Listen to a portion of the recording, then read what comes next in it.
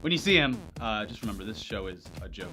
This week, Sony stepped in to save gaming from itself and break the chains of the vicious and outdated console lifecycle by presenting us with a new piece of hardware using industry-grade components that will, once again, provide real change to an industry in desperate need of evolution.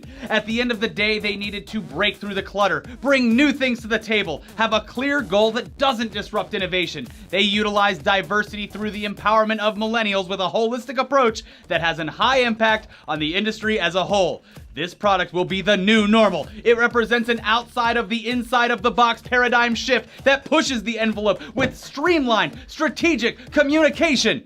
With this product, they will unpack synergy, and you will help. Just kidding, this new PlayStation fucking sucks, and we're gonna tell you why. Here we go!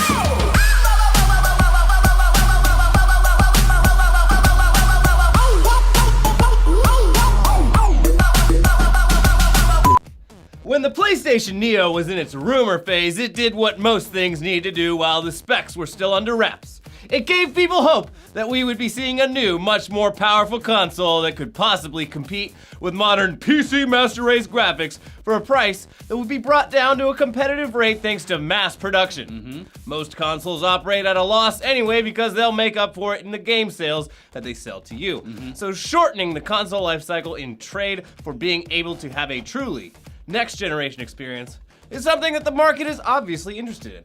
So why not capitalize on it? And that's what Sony did.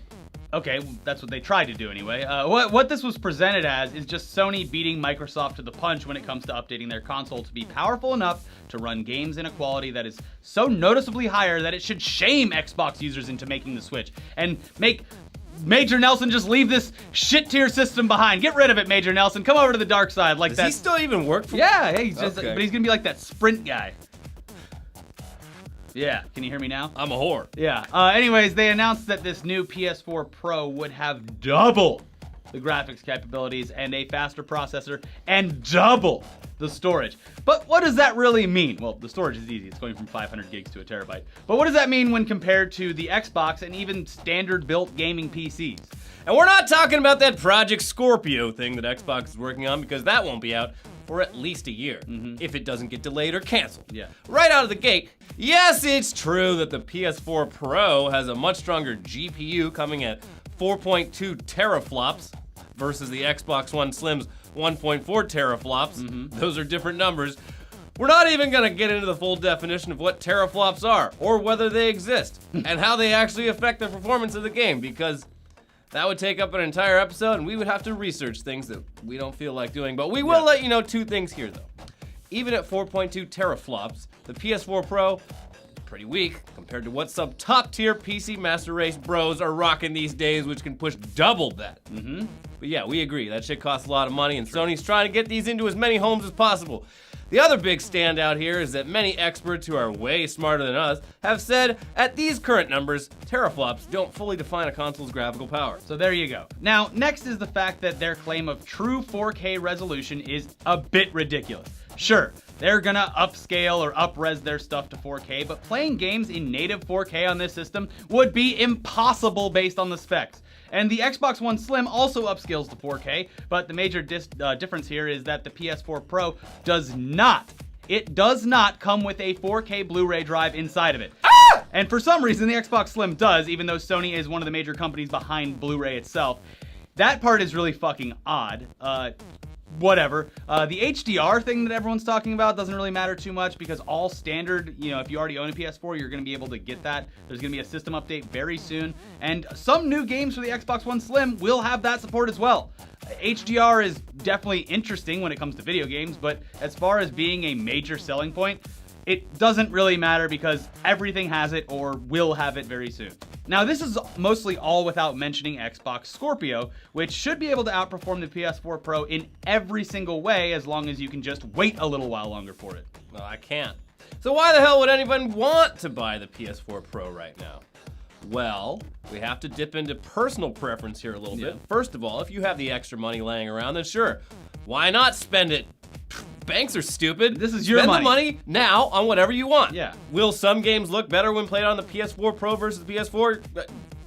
Yeah, I guess. But how drastically that'll be or how much you'll even notice it. All depends a lot more on than just the console. Yeah, do you have a 4K TV? Yeah. Do you even care about incredible graphics all the time? Because if you care that much and are a somewhat early adopter of 4K, that means you probably have enough money to build a decent PC for a bit more than the PS4 Pro and max your graphics way to hell and back. Yeah. Like Crysis 3, oh, look, Crysis. And the other thing that kind of has us interested, but still is unclear, is the support for PlayStation VR.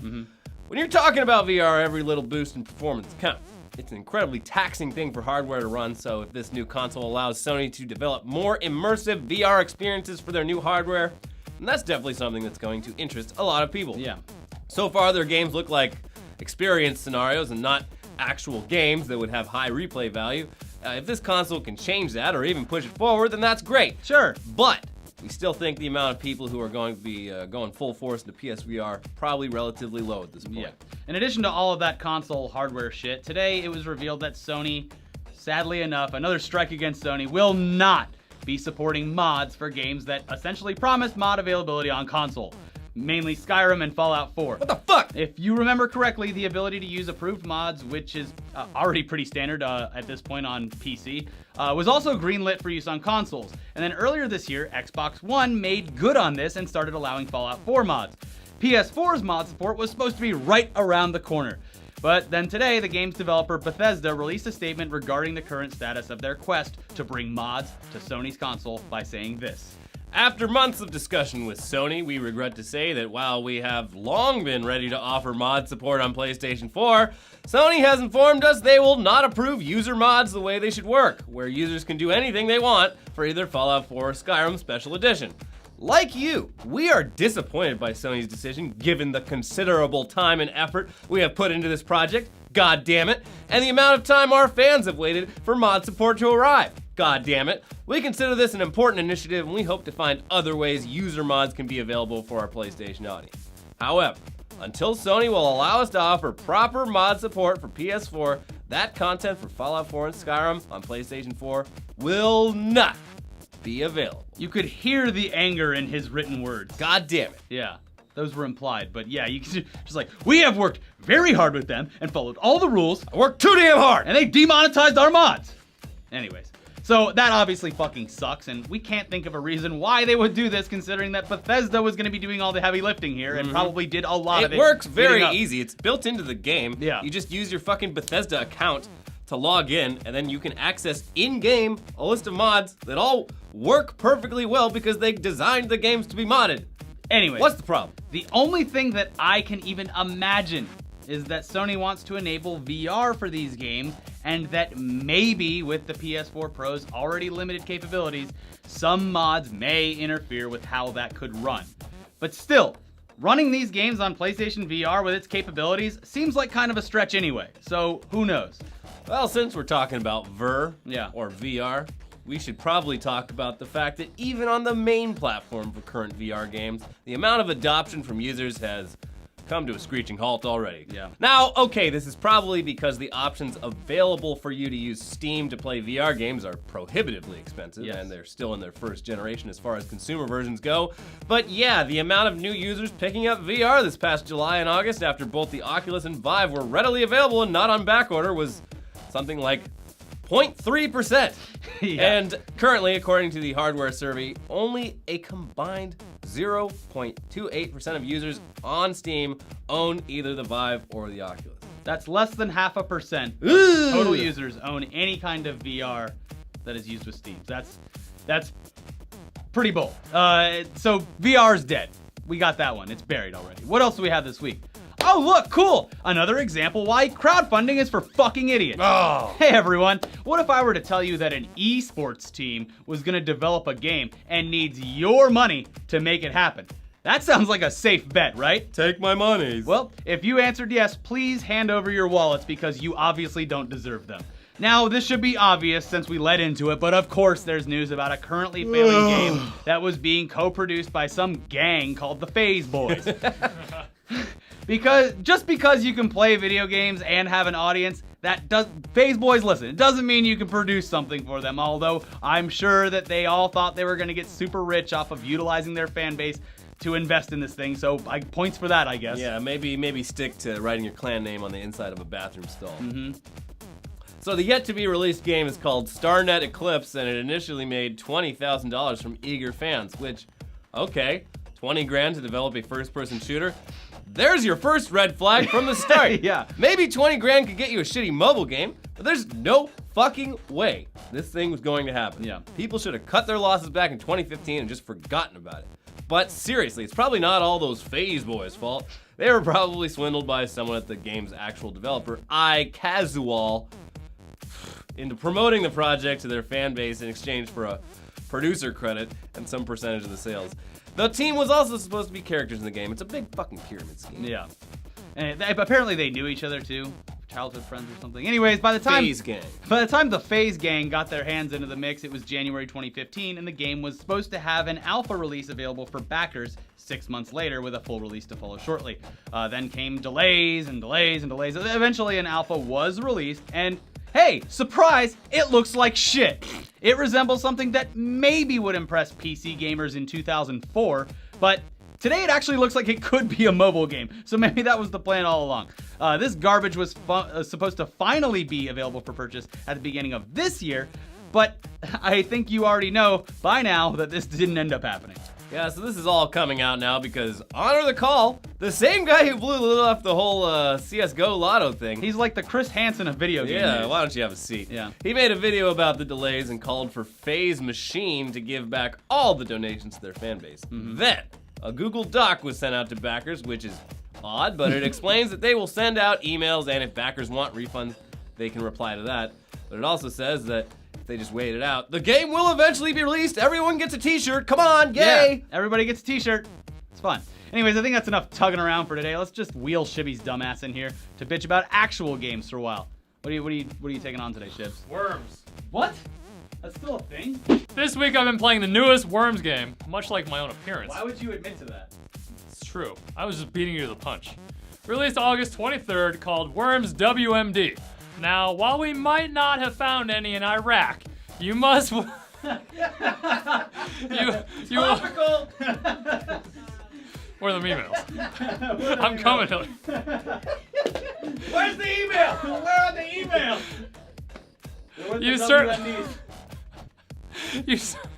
I'm sorry. You certainly will find the most overpowered weaponry in this new... That's all, folks. I'm sorry, the newest addition to the franchise. The art style is the best it's ever been, but that's not saying much for a 2016 game. Advancement is an expectation. As we've seen with No Man's Sky, it's not just how pretty shit is, but what we can do with that shit. Fortunately, there's been quite a bit of new mechanics, such as vehicles from tanks to helicopters. Sorry, Battlefield 1, but those horses are completely fucking broken, overpowered, and that is not good in this case. But in this case, for Worms, it is good. Battlefield 1, seriously, why the fuck is the assault class the only asshole who can effectively deal with vehicles? As Fry would say it from Futurama, fix it, fix it, fix it, fix it, fix it, fix it. Fix it. Buildings with interiors are another new addition, as well as the crafting system. Are you still talking about Worms? I am. Okay. I, for one, am still trying to figure it out, but I have my gripes. These new systems, they sometimes feel clunky, they're not well thought out, and such as, for example, seeing inside of a building, I don't know where the enemies are or where my worms are. I do agree, these are just minor complaints. It's very minor. Personally, I am, not been, an ethical gaming journalist. And I'm biased, and I like these games regardless of the price tag, but I do think that $30 for this price tag is a bit steep for the quality of online content and lobbies available. I must give Team 17, the developers of this game, a thumbs up for not just pumping these games out like the cancer that is Call of Duty, and Ricky wants to suckle on those zombie tits. Overall, there's no shibby criminals or butt shibbies this week because this is actually a pretty decent title. And I must rate this game a buy during a Steam sale out of 10. Shit like Ark releasing DLC, which I'm surprised these idiots didn't talk about. Releasing DLC for a pre-release game is bullshit, and you idiots are rating these practices positively on Steam. I am disappointed, Tugs viewers. Until next week. Yeah, well, you know, Tugs is only so long, Shibs, so... Yeah, put that fucking sword away. That thing's real. Long. You're scaring the shit out of me. I loved the Battlefield 1 beta, so I don't care what anyone says. The worst critique I saw of the Battlefield 1 beta was like, oh, game's like too slow compared to COD. It's like, what the fuck are you talking about? Well, you actually have to have teamwork, and you have to take time and practice and do things right instead of just being on ADD. Horses are medicine. gay! Yeah, the horses are very overpowered. But that's all I'll say about that. Ark, I don't know. We'll cover it next week. They had a giant dinosaur pack. It was real impressive. Oh. That's what they did with all the DLC money. Anyways, check out our other stuff over here. We have a brand new episode of Weekly Weird News. We also have a new episode about how if you're an alcoholic like us, good news, because you can do something very easy to avoid all forms of cancer that you would get from drinking alcohol. Bam. And that's not clickbait. And then watch our podcast where we go down all the coolest movies that are coming out in the next few months. Yeah, do it. Wait. No! It was Elliot the whole time! No! No! No!